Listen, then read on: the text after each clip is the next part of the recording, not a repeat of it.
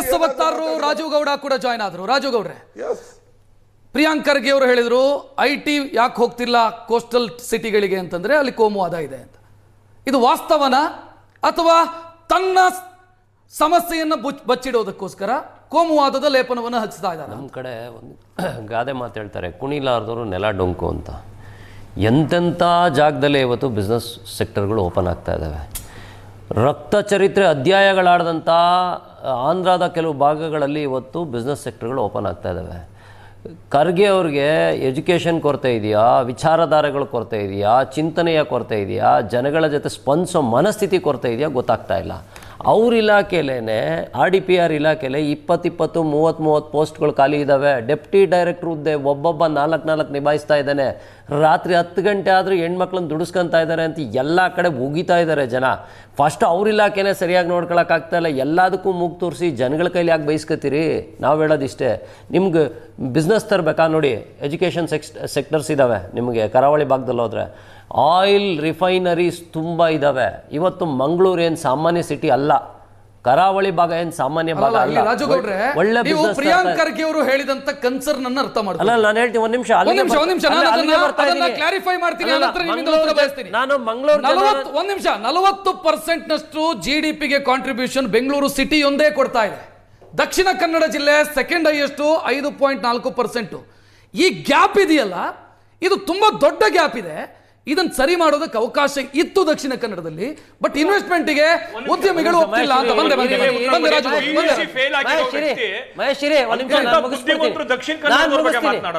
ನಾನು ಮುಗಿಸ್ತೀನಿ.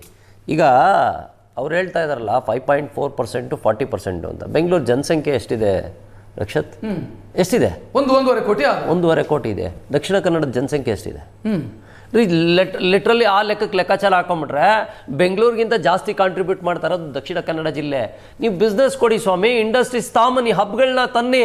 ಯಾರು ಕೆಲಸ ಮಾಡಲ್ಲ ಅನ್ನೋದು ಅಂದರು. ಮುನೀರವ್ರು ಒಂದು ಮಾತು ಹೇಳಿದ್ರು, ಹೊರಗಡೆಯವ್ರನ್ನ ಕರ್ಕೊಂಬಂದು ಜೀತ ಮಾಡಿಸ್ತಾರ, ಇನ್ನೊಂದು ಮಾಡಿಸ್ತಾರ, ಮತ್ತೊಂದು ಮಾಡಿಸ್ತಾರ ಅಂತ. ನೀವು ಜೀತ ಮಾಡಿಸ್ತಿರೋ ಬಿಡ್ತಿರೋ, ಕೆಲಸ ಮಾಡೋ ಕೆಪಾಸಿಟಿ ಇರೋನ್ಗೆ ಎಲ್ಲಿದ್ರು ಕೆಲಸ ಇರುತ್ತೆ. UPಯಿಂದ ಬಂದು ಇಲ್ಲಿ ಕೆಲಸ ಮಾಡ್ತಾರೆ, ಅವ್ನಿಗೆ ಕೆಪಾಸಿಟಿ ಇರುತ್ತೆ. ಎಲ್ಲೋ ಒಂದು ಸಣ್ಣ ಪುಟ್ಟ ಒಂದ್ ನಿಮಿಷ ಇರಿ ಸರ್, ಒಂದ್ ನಿಮಿಷ. ಮುನೀರ್ ಅವ್ರೆ, ನಾನು ಮಾತಾಡುವಾಗ ದಯವಿಟ್ಟು ಮಾತಾಡ್ಬಿಡಿ. ನೀವು ಮಾತಾಡುವಾಗ ನಾನು ಮಾತಾಡಲ್ಲ. ಇಲ್ಲ, ನೀವು ಮಾತಾಡುವಾಗ ಮಧ್ಯ ಮಾತಾಡಿ ಎಲ್ಲ ಗಬ್ಬೆ ಬರ್ಸಿದ್ರೆ ಎಬ್ಬರಿಸ್ತೀನಿ ನಾನು.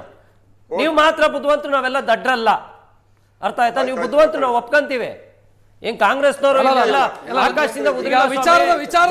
ವಿಚಾರದಲ್ಲಿ ಗಲಾಟೆ ಆಗ್ಲಿ, ವಿಚಾರ ಮಾತಾಡಕ್ ಬಿಟ್ರೆ ತಾನೆ. ನೀವು ಕಾಂಗ್ರೆಸ್ನವ್ರು ಏನೇನೋ ಮಾತಾಡ್ಬಿಟ್ರೆ ಕೇಳ್ಕೊಂಡು ಹೋಗಿ ನಾವ್ ಇಲ್ಲಿ ಮೂರ್ಖರು ಕೂತಿದೀವಾ? ಇವತ್ತು ಹೇಳ್ತಾ ಇರೋದಿಷ್ಟೇ, ದಕ್ಷಿಣ ಕನ್ನಡ ಜಿಲ್ಲೆಯ ಕಾಂಟ್ರಿಬ್ಯೂಷನ್ ತುಂಬಾ ಇದೆ. ಎಜುಕೇಶನ್ ಸೆಕ್ಟರ್ ನೋಡಿ, ಒಂದೊಂದ್ ಕಡೆ ಒಂದೊಂದು ಹಬ್ ಇರ್ತವೆ. ಈಗ ನೀವು ಏನ್ ಮಾಡ್ತೀರಿ, ಜವಳಿ ಹಬ್ ಅಂತ ಪೊಟೆನ್ಶಿಯಲ್ ಬಳಕೆ ಆಗ್ತಿಲ್ಲ ಅಂತ. ಇಡೀ ರಾಜ್ಯ ಸರ್ಕಾರದ ತೆರಿಗೆ ನಿಮ್ಮ ಹತ್ರ ಇದೆ, ರಾಜ್ಯ ಸರ್ಕಾರ ಇದೆ, ಇಂಡಸ್ಟ್ರಿ ಕರ್ಕೊಂಬನ್ನಿ. ನೀವು ಬೆಂಗಳೂರು ಮಾಡೋದು ನಲ್ಲಿ ಮಾಡಿ, ನೀವು ಏನು ಮಾಡಿದ್ರೆ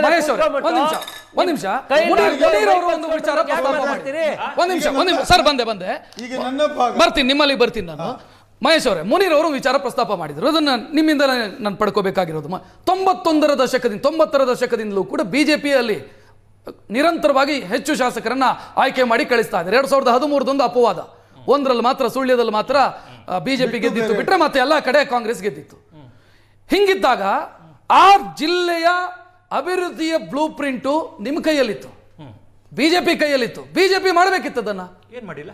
ಐಟಿ ಸೆಕ್ಟರ್ ಅನ್ನು ತರುವಂತ ಕೆಲಸ ಬಿಜೆಪಿ ಕಡೆಯಿಂದ ಆಗಬೇಕಿತ್ತು, ಶಾಸಕರ ಕಡೆಯಿಂದ ಆಗಬೇಕಿತ್ತು. ಆ ಪ್ರದೇಶದ ಒಳಗಡೆ ಏನೆಲ್ಲ ಸಂಪನ್ಮೂಲಗಳಿದಾವೆ ಅದು ಅಷ್ಟನ್ನು ಟ್ರ್ಯಾಪ್ ಮಾಡೋಂಥ ಕೆಲಸ ಮಾಡಿದ್ವಿ ನಾವು.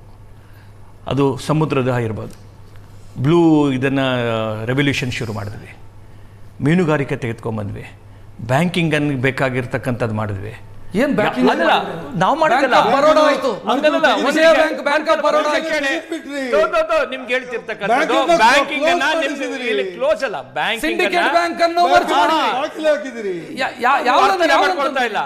ಜಾಗತಿಕವಾಗಿ ಬ್ಯಾಂಕಿಂಗ್ ಅಂತಕ್ಕಂಥದನ್ನ ಸ್ಪರ್ಧೆ ಮಾಡೋರು. ಒಂದ್ ನಿಮಿಷ ಇರ್ರಿ ಮುನೀರು, ಒಂದ್ ನಿಮಿಷ ಇರ್ರಿ, ಪ್ರಶ್ನೆ ಮಾತು ಮಾಡಿದ್ರಲ್ರಿ, ಇರ್ರಿ ಒಂದ್ ನಿಮಿಷ. ಮಾಡಿದ್ವಿ.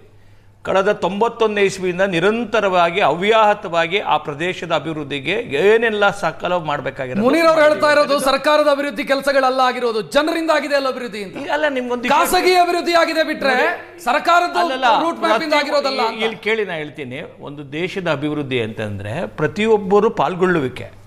ಇವತ್ತು ಟಾಟಾದವರು ಸರ್, ಹೆಲಿಕಾಪ್ಟರ್ ಭಾಷಣ ಭಾರಿ ಚೆನ್ನಾಗಿರುತ್ತೆ ಸರ್, BJP ಅವ್ರ ಭಾಷಣ ಚೆನ್ನಾಗಿ ಮಾಡ್ತಾರೆ. ಟಾಟಾದವ್ರದ್ದು ಇವತ್ತು ನಾನು ನಿನ್ನೆ ಅವರು ಹೆಲಿಕಾಪ್ಟರ್ ಬಂದಿದೆ. ಸರ್ಕಾರದ ಪಾತ್ರ ಏನಂದ್ರೆ ಸರ್ಕಾರ ತಂದಿರ ಇಲ್ಲಿ ಪ್ರಶ್ನೆ ಇರ್ತಕ್ಕಂಥದ್ದು ಯಾವ ವ್ಯಕ್ತಿ ಇದನ್ನ ಮಾತನಾಡಿದಾರೆ ನೀವು ಗೊತ್ತಿಲ್ಲ, ನೀವು ಯಾಕೆ ಈ ತರ ಚರ್ಚೆ ಮಾಡ್ತಾ ಇದ್ದೀರಾ? ನನಗೆ ಅರ್ಥ ಆಗಲ್ಲ. ನನಗೆ ಅರ್ಥ ಆಗ್ತಾ ಇರೋದು ಆರೆಂಜ್ ಜೊತೆ ಕಂಪೇರ್ ಮಾಡ್ತಾ ಈಗ ಇರೋದು ಯಾಕೆ? ಪ್ರಿಯಾಂಕಾ ಖರ್ಗೆ ಏನು ಬಹಳ ಎಕ್ಸ್ಪರ್ಟಾ, ಬಹಳ ವಿದ್ಯಾವಂತರ, ಏನ್ ತುಂಬಾ ಜನಕ್ಕೆ ಮಾರ್ಗದರ್ಶನ ವೈಯಕ್ತಿಕ ವಿಚಾರಕ್ಕೆ ಯಾಕೆ ಹೋಗ್ತೀವಿ? ಮತ್ತೆ ಅವ್ರ ವಿಷಯ ಚರ್ಚೆ ಮಾಡ್ತಾ ಇದ್ದೀರಾ? ಎತ್ತಿರುವಂತ ವಿಚಾರದ ಬಗ್ಗೆ ಮಾತಾಡಿ. ಈಗ ಅವ್ರು ಯಾವ ನೈತಿಕತೆ ಇದೆ? Yes, ನನಗೊಂದು ಬ್ರೇಕ್ ನೈತಿಕತೆ ಪ್ರಿಯಾಂಕಾ ಖರ್ಗೆಗೆ ಇದೆ. ಯೋಗ್ಯತೆ ಇದೆಯಾ?